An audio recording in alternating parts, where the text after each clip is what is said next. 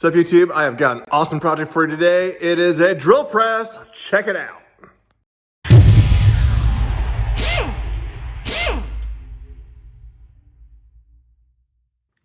Scope it out. It is a Rockwell Delta old school drill press. Oh my gosh, this thing is awesome. So I'm gonna, one more time. Oh, look at that. Look at that, isn't that nice? So she's a little bit old. This is my grandfather's. And then my dad had it, and then he passed it down to me. How cool is that?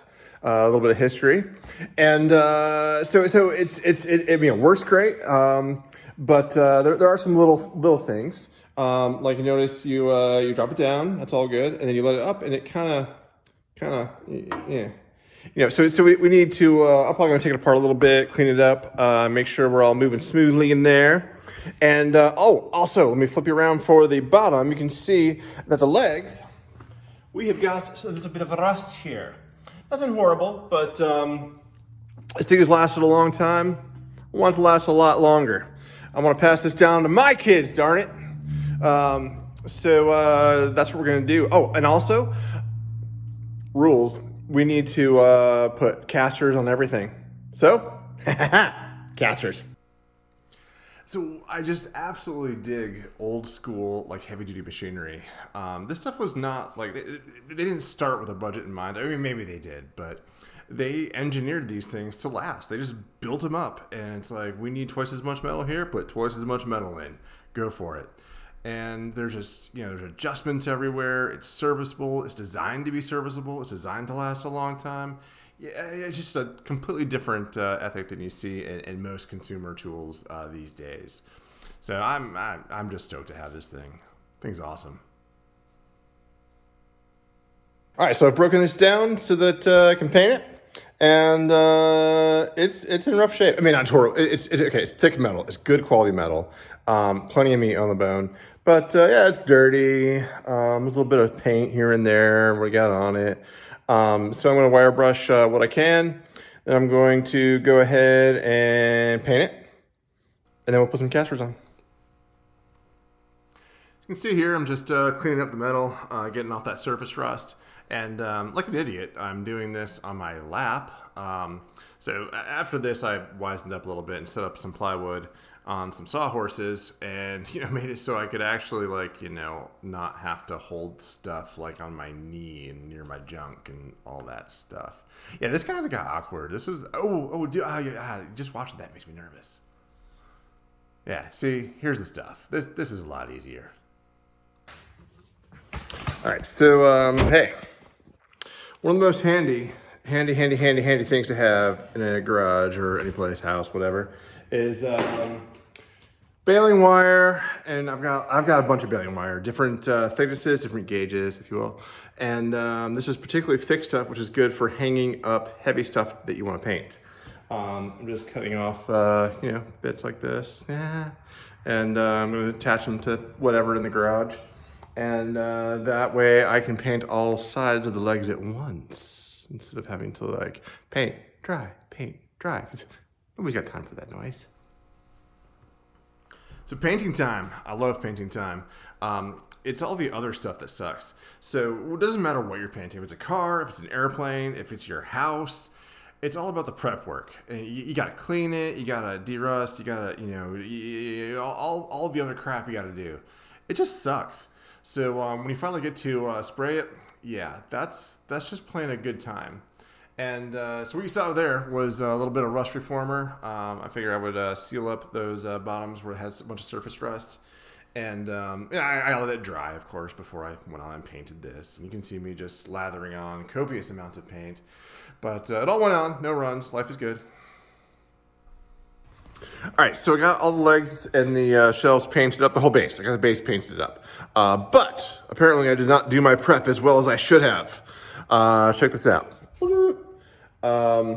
Yeah, that's where the paint did not adhere at all, like on those spots. And okay, so I made the dumbass mistake that we all want to do, but I did. When it wasn't sticking, what did I do? I sprayed more paint on, like a jackass. So I realized That was dumb. So just let it dry. And now I'm going to take it off with a wire wheel, or at least take it down, and properly, get some acetone on there, make sure it's nice and clean so it adheres well. And I hate redoing stuff. Yeah, I struggle with doing things over. It makes me angry. That's when I'm like most likely to rage quit a project, is when I have to redo something because I just was a dumbass in a previous step. All right, so yeah, there's a little bit of surface rust, teeny little bit of surface rust on this guy, so I want to clean up a little bit. So I've got some quad-aught steel wool. I don't know if that's actually how you say quad-aught, or if it's quadruple zero, or 0000, or I don't know. I'm gonna call it quad-aught. Super fine steel wool. Let's see how it does.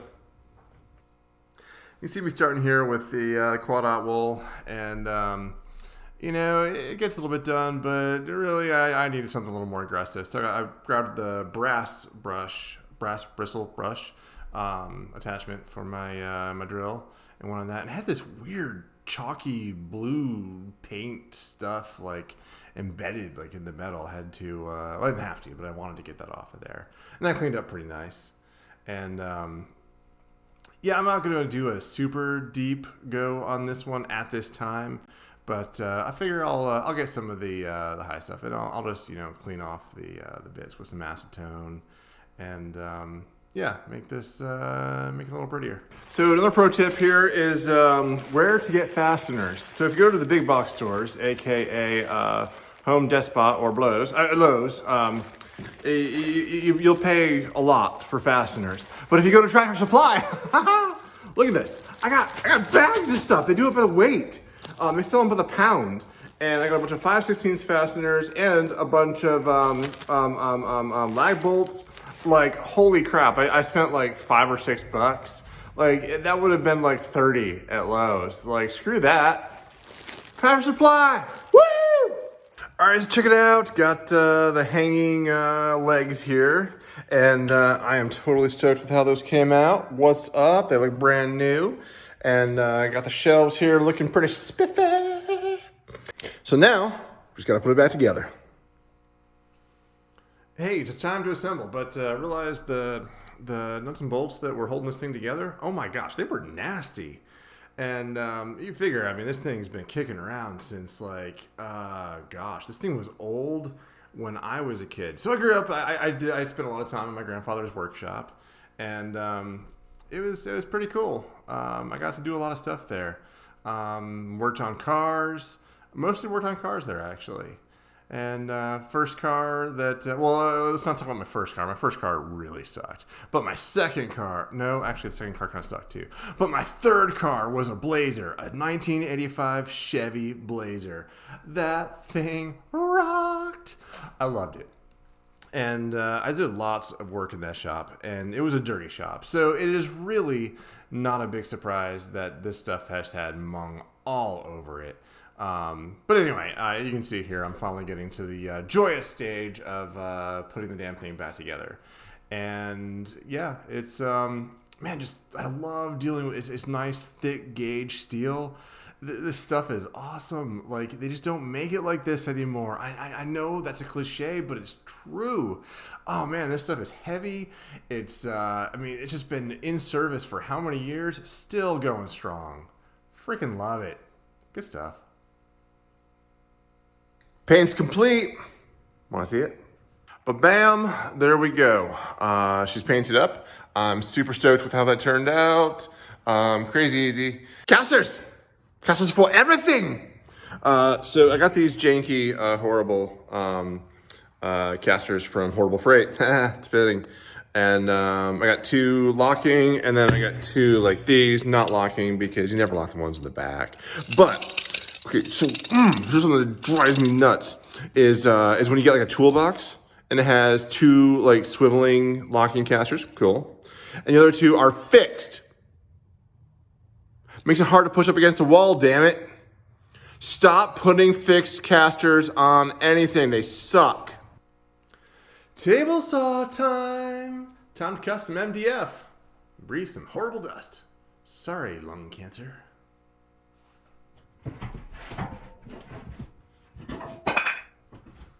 All right, so now we're just doing some dry fitting, and you can see me at the chop saw. Decided to put some 2x4s across the bottom. That way, we're not depending on the strength of the MDF, which is a little suspect. And that way, I've got something really awesome to screw into. And you can see me laying down the glue. This happens to be some Type On 2 and a little glue bot there. Hey, that little glue bot is friggin' handy. If I remember, I will put a link to it in the description. And I'm not nearly popular enough to have like an affiliate link or anything. So like, just go buy it if you want. And if you don't, that's fine. You're not even supporting like the channel. You're just shopping, and that's cool. But anyway, yeah. See, MDF like just sucks up paint. I always forget how horrible it is to paint MDF until I go to paint MDF. And what I really should have done is like gotten separate primer, you know, even though this is like that janky like primer built-in stuff. Anyway, it just took forever, and you know, it looks fine by the time it's done, but the end grain, ugh, rough. I hate painting MDF. All right, so here's a pro tip: painter's pyramids. These member jammers are awesome. So scope them. I got a bunch over there too. I got a bunch of them, and they're hella cheap. And they were designed for like painting cabinet doors and doors, so that you can paint one side and then stick them on these and paint the other side, and I have to wait for everything to dry. I love that. I love saving time. I hate waiting for paint to dry. It makes me angry. So, but you might be saying, hey, wait, that little point where it touches, isn't that going to make a little bit of a mark? Well, yeah. So if you're doing like cabinet doors, you would paint the inside of the door first, put them on these, and then you might have like little bitty nicks, you know, on the inside. Who cares? Nobody's ever going to see that. And then your outside looks real nice. So in this case, we've only got one painted side, but I want to get to putting the casters on, and I don't want to wait. So I'm just going to put these where the legs of the stand are going to go. You'll never see them. Besides shop furniture, who cares? All right, so yeah, off camera, I actually used that heat gun there. Thanks, sis. That was a good, awesome Christmas present. Still using it. And it's just drilling out some holes for these horrible casters. They are horrible casters. Harbor Freight, it's a mixed bag. And this was a miss. In the world of hit or miss, it was a complete miss. These things don't roll very well, which is kind of what casters do. It's why they're made, and these kind of suck. They're good enough for what I need. I'm not going to be moving this thing around every day, but still, it's annoying. And you can see, okay, so I use like one screw per leg just because this thing isn't going anywhere. There isn't a whole lot of side force on this thing. I'm not going to be doing donuts in the parking lot with this thing. Project Fine. Check it out. We have got a groovy Rockwell Delta old school drill press with Jacob's chuck. Just FYI. Now mounted on a movable platform. Those casters suck. I should not have got them from Horrible Freight. But who cares? I shouldn't be moving it that much. And look at this. Oh, I'm just thrilled. So that's it. Got a cool, groovy drill press in the shop. Peace.